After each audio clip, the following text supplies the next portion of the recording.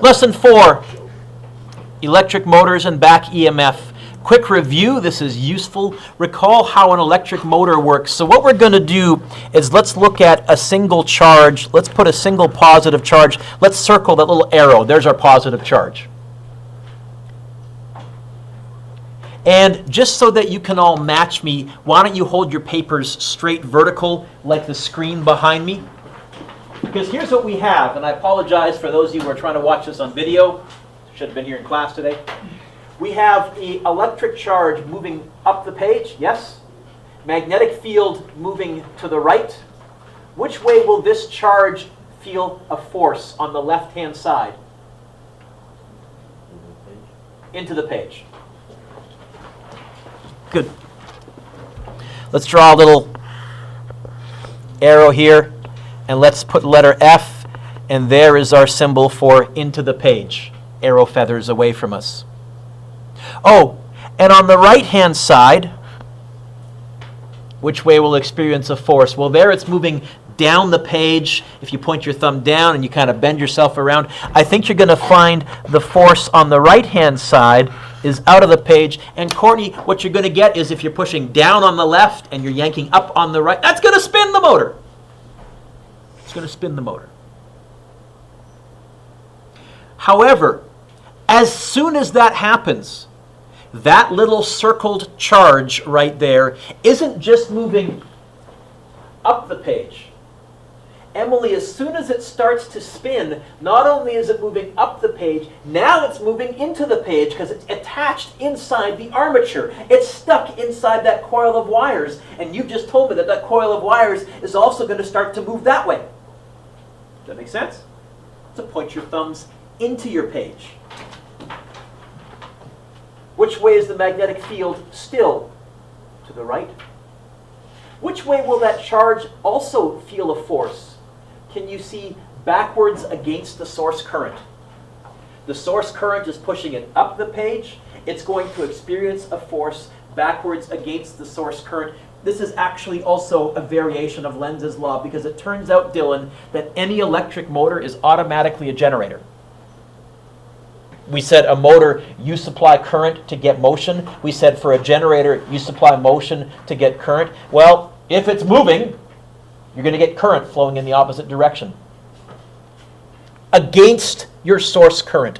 If it was flowing with your source current, that would be wonderful because you could just start it moving and then disconnect the battery and it would continue to generate its own current and you'd have a perpetual motion machine. You okay with the explanation? We're saying as soon, not when it's standing still, Kevin, but as soon as it starts to move, oh, gonna sneeze. As soon as it starts to move, now you're going to experience a force that way, against the current.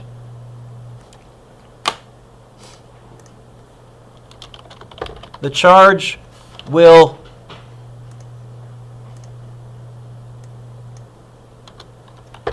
experience a force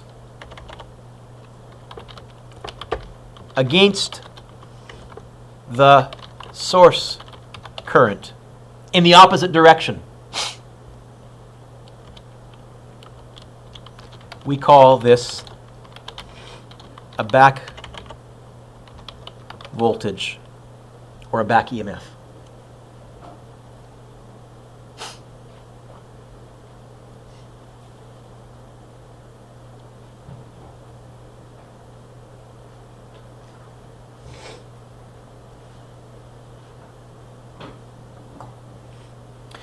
Let's elaborate on this a little bit.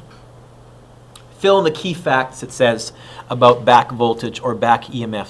The back EMF, the back voltage, is created by the spinning armature, the motor spinning. In other words, if the motor is not spinning, well, we'll come back to that. The amount of back EMF is proportional to how fast the motor spins. If you spin it faster, Courtney, because remember we said that the force on a charge was QVB, where V was speed.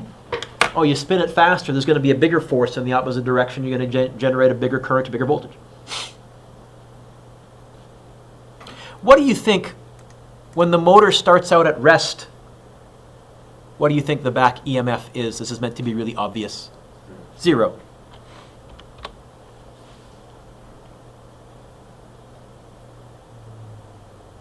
Okay.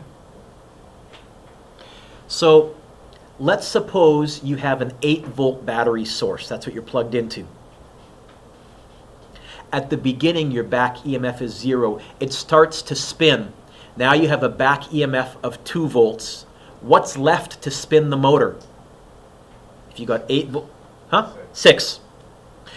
Spins faster. Starting with 8 volts still, now you have a back EMF of 5 volts. What's left to spin the motor? 3. Spins faster. Still starting out with 8 volts. What do you think the biggest back EMF we could get is? Dylan, I think you said it. Your lips moved and it looked like I read your lips right. What's our source voltage? 8 volts. You know what the biggest back EMF we can get is? 8. That's when the motor will no longer speed up, when you have an equal source voltage of 8, a back EMF of 8, and there's nothing left to speed up the motor. The motor will keep turning because you've got it up to speed, and anytime it slows down just a tiny, tiny bit, now you've got a little bit of voltage left over to start it spinning because now the voltage dropped to like 7.99, the back EMF. So the back EMF equals the source voltage.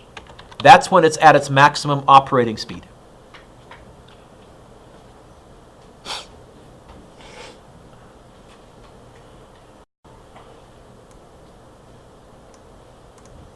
Okay. It says compare the back EMF to the supply voltage. So remember, we did in our circuitry unit, Shashan, look at batteries facing each other. That's basically what this is. Put it away.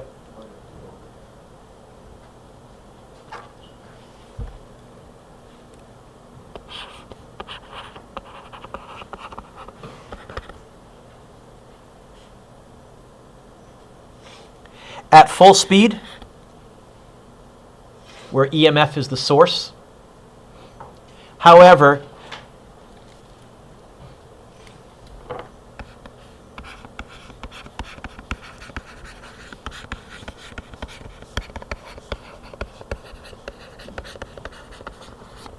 normally there's some voltage left in the armature. That's what's causing the armature to speed up. So this is what's left to speed up the motor. As an equation, we say this. The back voltage is equal to the EMF minus voltage is what times what? V equals what times what? Instead of writing the voltage left in the armature, I'm going to write IR, where I is the current still flowing through the armature, Emily, and R is the resistance of the armature. I'll use a little r because we want minimal resistance. We don't want the armature to get frying hot.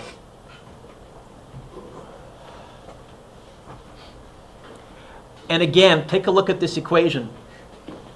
Rob, if these two are identical, what's left to speed up the motor? Nothing.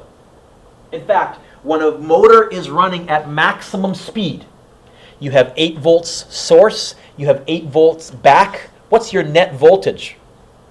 0. And what you're saying is you can't speed up anymore. Now, you know what that means? The motor's going to start to slow down a tiny bit, but as soon as it starts to slow down, now you have 8 this way, you got like 7.99 this way, you've got a little 0.1 left over to speed it back up to full speed again. You can't, unfortunately, go faster, get a bigger back EMF than your source. That's why if you plug in an electric device and you hold the trigger down, eventually it reaches its maximum speed. That's how fast the motor can go. What you've done is you've equalized the two variables. That has some wonderfully profound effects. First of all, if I prevent it from turning, what's the back EMF? If it doesn't turn at all, what's the back voltage? 0. What that means is that's 0. That means these two have to equal each other. EMF and current. That means that my back voltage is 0. These two are identical. That's when you have the most current, because the R doesn't change. That's the physical component of the resistor. That's when you have the most current flowing through your motor. That's when your motor is going to overheat. That's when your motor is going to overheat. Next page.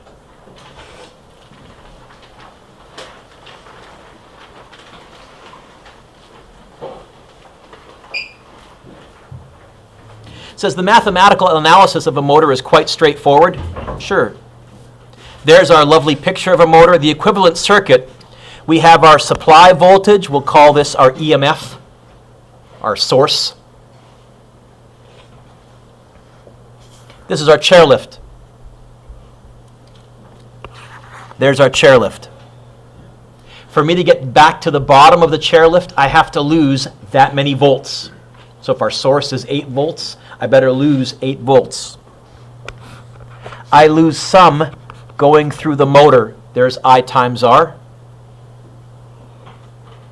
And I lose the rest in the back voltage. It's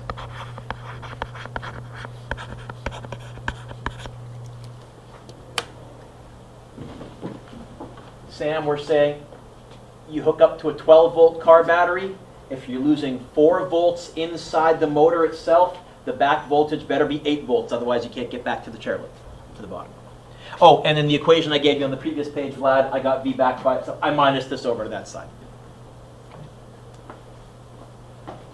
Big deal. Huge deal. Huge deal.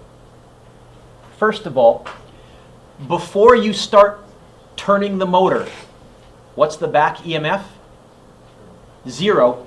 That means you have all of the voltage to start it turning. This is why electric motors have full torque right away. Electric motors, unlike gas motors, they have maximum torque right when you start them. Not like a gas motor where you give it some gas. There it is. You got to get the revs up. Not only that, what heats up the motor, what causes an electric motor to heat, is this current right here. When this is bigger, it heats up more. When this is smaller, way less heat is generated, the motor runs cooler. When is this the smallest? Well, if you rev this to full speed, your source voltage and your back EMF are the same. What's left for this? What's the voltage left inside the coil at full speed? 0. What? The faster you go, the better. If you have a power drill and you're trying to turn a stubborn screw and you feel the drill overheating, you cool it off by revving it up. An electric motor, unlike a gas motor, you cool it off by revving it up, which is very counterintuitive. Most of you are used to driving cars or gas motors. If you rev it up, that's how you make it hotter. Not an electric motor. Electric motors are at their most efficient at full speed, unlike gas motors. This is why I think in the next 10 years or so, electric cars are the future. You mean when I press the gas pedal down in an electric, the accelerator down in an electric motor, the faster I go, the better my mileage? Yeah. More efficient it is. It's kind of cool. So here is our official equation.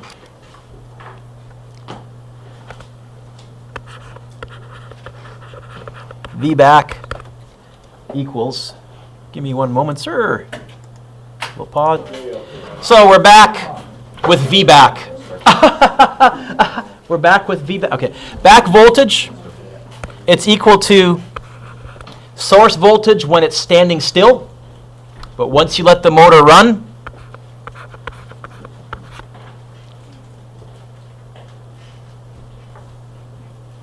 sorry, it's equal to, I said source voltage when it's standing still. It's 0 when it's standing still. It's equal to source voltage at full speed. So here's V supply.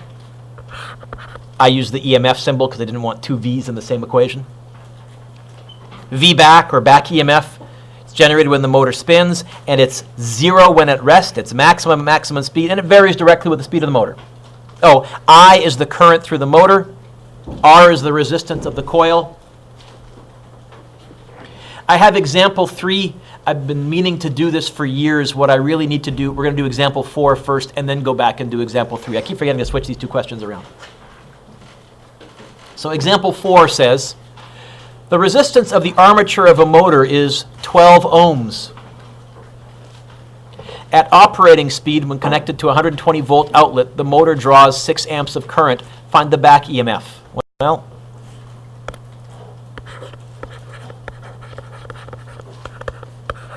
V back equals source minus whatever voltage is left inside the armature, inside the motor. Cole, did they tell me the source voltage in this question? Read the question, because the chocolates are distracting you. This is why I picked on you. Okay, the source voltage is 120 volts minus. Did they tell me the current at speed? 6. 12. This is straight plug and chug. Turns out the back EMF is going to be 120 minus 72. 48. Does someone double check me? Yeah. 48 volts. That's 2 plug and chug. I mean, maybe even as a multiple choice, that's 2 plug and chug for your test. But what I am going to give you is example 3, turn back. I like example 3, I like example 3. Example 3 is a nice question. A motor is connected to a 120 volt supply. Initially, with the motor at rest, we're going to underline the word at rest. It's important, yet again, not for speed purposes like it was way back in Physics 11, but it's going to tell us a condition. The current is 5 amps. When the motor is running, the back EMF is measured at 20 volts. Find A, the resistance of the armature, which they didn't tell you this time, unlike the last question. And then B, the operating current for the motor when it's running. I like example 3, I like example 3, I like example 3 is a nice question. Although I think on your test, I don't think I'd walk you through part A, I'd simply ask part B, and I'd expect you to clue in, you need to do A first. Sam, what's A asking me to find? Resistance is not futile. Let's write down our back EMF equation.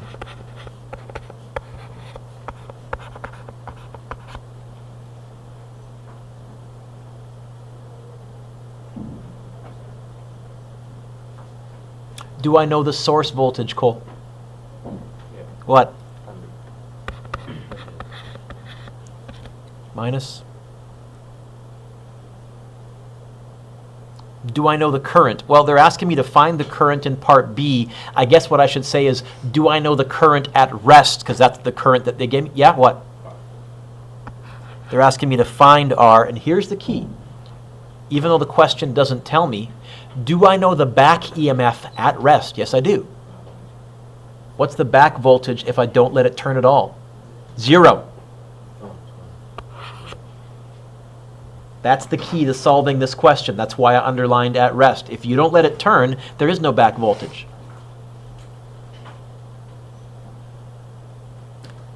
Plus the 5R over to both sides, yes? You know what? The resistance of this motor is 20 ohms, and that's not going to change whether we're spinning fast or not, because the resistance of the motor, Kevin, is a function of the physical parameters of the wire making up the motor. That's not going to change.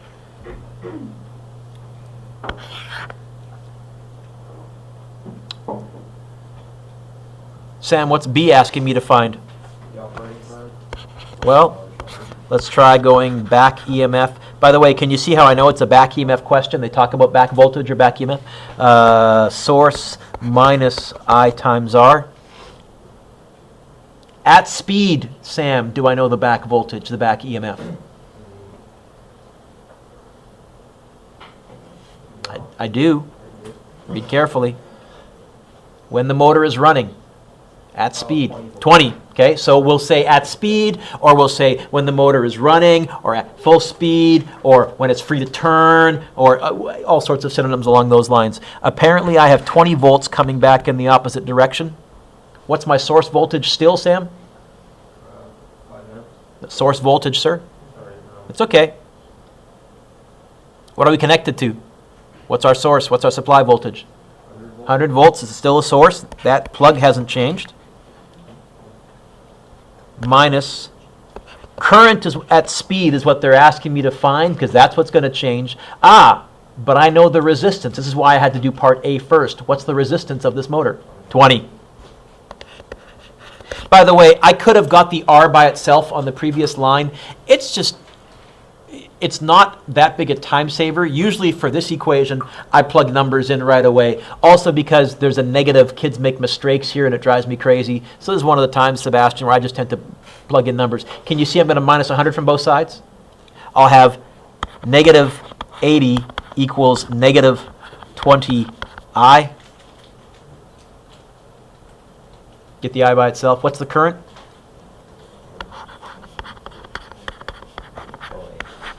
4.0 amps. This motor will still get hot.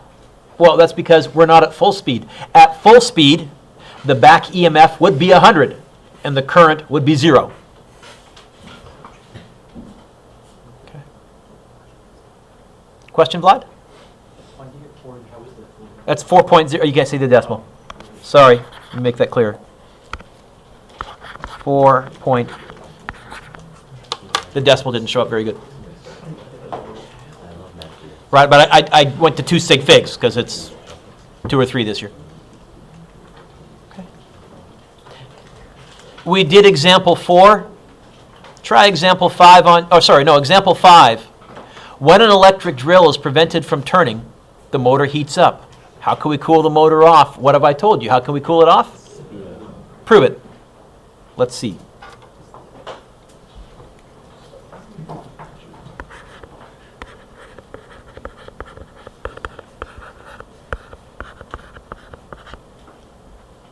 Right?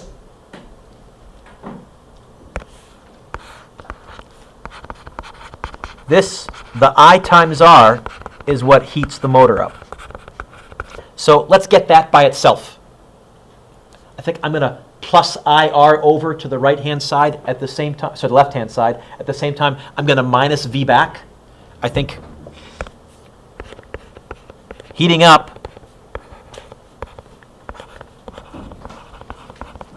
is equal to that. How can I make this smaller? Well, I can't muck around with R. That's the resistance. That's a function of the motor itself. What I can muck around with is the current. How can I make that smaller? Well, what I can do is I can make this number smaller. Well, on your circuitry test, we did say that EMF was constant. So I can't make that number smaller by changing the EMF. But what I can do is make this. Do I want to make the back voltage bigger or smaller? What would give me a smaller answer when I work out the right-hand side? Bigger, because I'm subtracting it. Bigger it is, the closer my subtraction gets to 0. So I can make this bigger. And how can I make back voltage bigger? We said spin faster. Any of you use power tools? That's how you cool off a power, like a battery pack, like a power drill or whatever. That's how you cool it off. If you're trying to get a stubborn screw undone, that's when the drill could overheat and burn out the motor. If you're putting it under load but not allowing it to turn. So you try and get the screw going by hand if you can, or turn a little bit, let it cool off for 30 seconds by revving it. Try a little bit more, let it cool off for 30 seconds by revving it. Example 6. Example 6 tells you the back EMF of a motor. Did they tell me the back EMF was 0? That means that motor's spinning. I know that. Oh, and then they told me the situation when it's not spinning, when held, our keyword, stationary. The current in the motor's armature is 5 amps. This is the same as question number, example 3. So try this one on your own. A, find the resistance. The trick is you find the resistance when it's not spinning because you know the back EMF. And then find the current. So I'm going to go part A right here. Try it with me. Look up if you get stuck.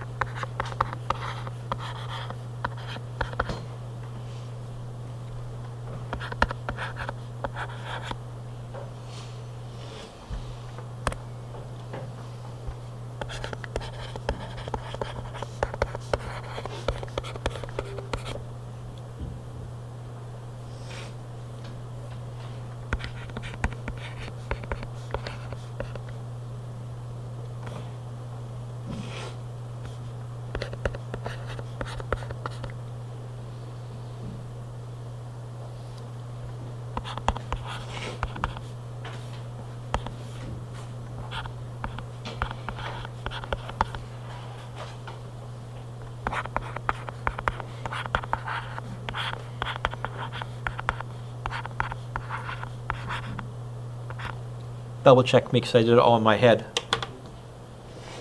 I'm good?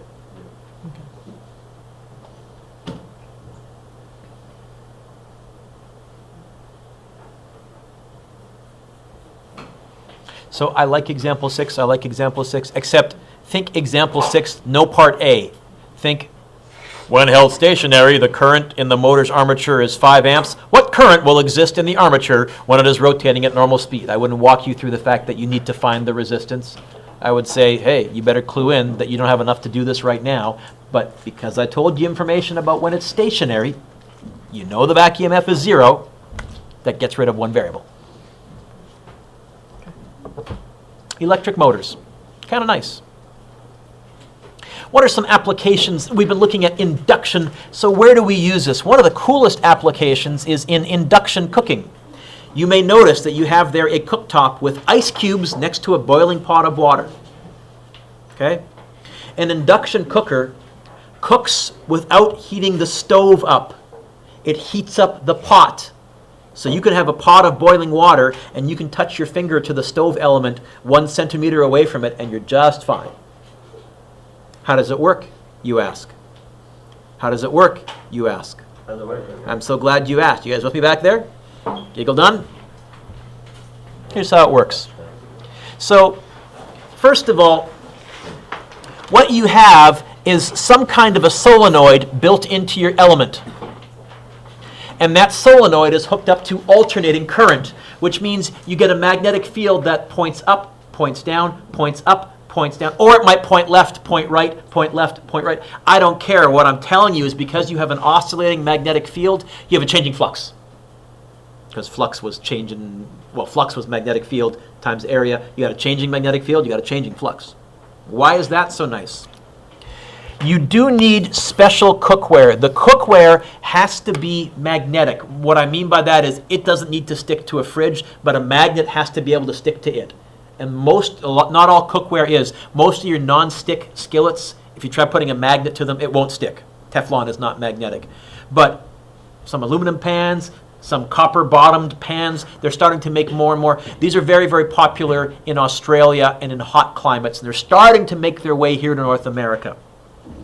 If you have a ferromagnetic material here, cast iron skillet is a great one, then as that magnetic field oscillates up, down, up, down, up, down, up, or left, right, left, right, left, right, you could treat this as though it's a coil of wires. It will induce a current. But because it's oscillating, it's going to send the electrons this way, then this way, then this way, then this way. And what's going to happen? You're going to generate heat. And here's the key, Alejandro. You're heating up the pan, not the element, and not the air around. If any of you cooked on a hot summer day over a stove, all the heat coming off out around the pot, none of that happens. That's why these are so popular in Australia. None of that happens with an induction cooktop. You only heat up the pan. And not only that, Gianluca, it's very fast because you're not just heating up the bottom of the pan, you're heating up the sides of the pan. Oh, not only that, you may notice here in North America, all of your stoves require a special 240 or 220 volt outlet. You don't need that here. You don't need very big voltage at all. In fact, this is why, if any of you have gone camping or have trailers, the reason that the stoves in trailers all run off of gas is because you can't put a 220 volt outlet into a trailer. The wiring can't handle it. But you could run an electric cooktop, an induction cooktop off of that, no problem. No problem. So read along with me. It says this: induction cooktops have many advantages over other cooking methods, including efficiency, controllability, and safety. These are explained by discussing how they work. Each hob contains one or more coils, solenoids, made of ferromagnetic material, just like your speakers that you made. When an alternating current is passed through these coils, and conveniently alternating current is what comes out of your normal plugs without having to muck around with anything, a magnetic field, an oscillating magnetic field, is produced. If a magnetic-based pan is placed on the hob, the magnetic field induces a current in the pan, and because the current, oh, by the way, for what it's worth, if you want to know the direction of the current, if the magnetic field of your solenoid in your pan is pointing up, the current created will create a magnetic field pointing down. That's Lenz's law, resisting you, so you don't get free energy out of this, but what you do get is a lot of heat. You get electrons moving back and forth. Okay? The internal resistance of the pan causes heat to be dissipated following the Joule effect. Say what? Joule's law, power equals V times I, or I squared R, or V squared over R. Thus, it is the pan itself and not the cooktop that heats up and cooks the food. Once the pan is removed from the cooktop, the energy transfer stops. That means that if you foolishly forget to turn your stove off, it's not a fire hazard. You can put your hand on it, no problem. If you had a ring made out of ferromagnetic material, that might get your attention fairly quickly because it would start to heat up. But you'd pull your hand away before you got burned. What, huh? And that would also say, hey, I know my stove is still on. But if you forget, no deal. Or if you have little children, toddlers, the saying is you got to touch the stove to learn to get burnt. They won't need to worry about that. It's a safety. Or if you're in a college dorm, let's say, and you don't have a kitchen, you could probably put this on your bedroom desk from a regular plug, have a 2-element or a 1-element induction cooktop. It's not a fire hazard. The only fire hazard would be if the pot fell off, landed on the floor. The pot might be hot enough to scorch your carpet, but even then the pot would cool off very, very quickly, probably faster than it could start fabric burning. Oh, and so parents don't have to worry about their child touching a hot burner. Changing the cooking temperature is achieved very quickly because there's no wait for the actual element to heat up or cool down, only the pan itself. And since there's no transfer of heat energy between the hob and the pan, less heat is lost into the air. There is still some because the pan itself gives off heat, but nowhere near as much as the element. The element does get warm, by the way, because the pan does send some heat downwards into the element, but I'm telling you, you can put your finger a centimeter away from a boiling pan of water on the element and you're fine. You might feel a little bit warm-ish. Yep. Hustle back, please. Okay. So induction cooktops, a neat application of induced currents. They are just starting to come to North America. Right now, I've seen a couple of induction cooktops, a 2-element burner, for about $100. But the problem is currently my cookware. Yes, I took a magnet home and I put it on all my cookware. I don't have anything aside from a cast iron skillet that is magnetic, which would mean it wouldn't work. But I'm telling you, if I was buying right now, or if I was going to college and thinking about cooking in my dorm room, find out, because an induction cooktop is not a fire threat. That's what I'm saying. Like I lived in college dorms too. We had a hot pot. I mean, you're starving at 10 p.m. You're going to find a way to cook and break the rules. And what I'm saying is, hey, this is safe. Okay. What's your homework?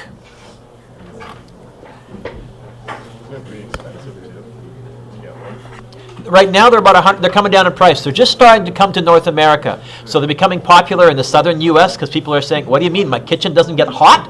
I'm in." That's a huge, right? They're big in Australia. Why? Hot, yeah. 2.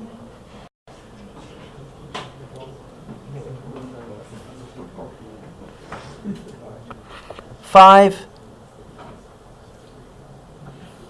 6. So 1, 2, 5, 6. But really, here's your homework.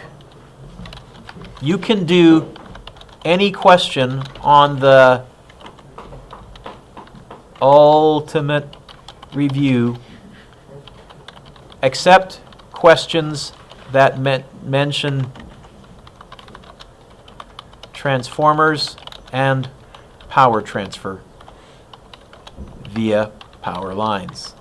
That's going to be our final lesson on Wednesday. We're going to look at transformers, not the movie, the electric devices. And we're going to talk about why we have these huge, I don't know if you've ever wondered, why do we have huge power lines? If our houses use 120 volts, why wouldn't you just have 120 volts going all across North America? Why do we have these huge power lines that ship it at 20,000 volts? That's dumb. Why wouldn't you just ship it at what you need it at? There's a reason. Okay. So if you look at the review right now, or I'll just look up for a second, I'll show you what I mean. Here's the ultimate induction review. If I scroll down here, oh, number 3 is talking about transformers. You can't do it yet.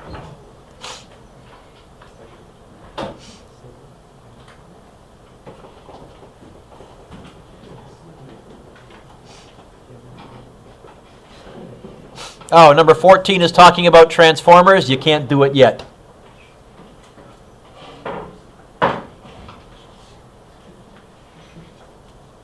Oh, talking about transformers. You can't do it yet.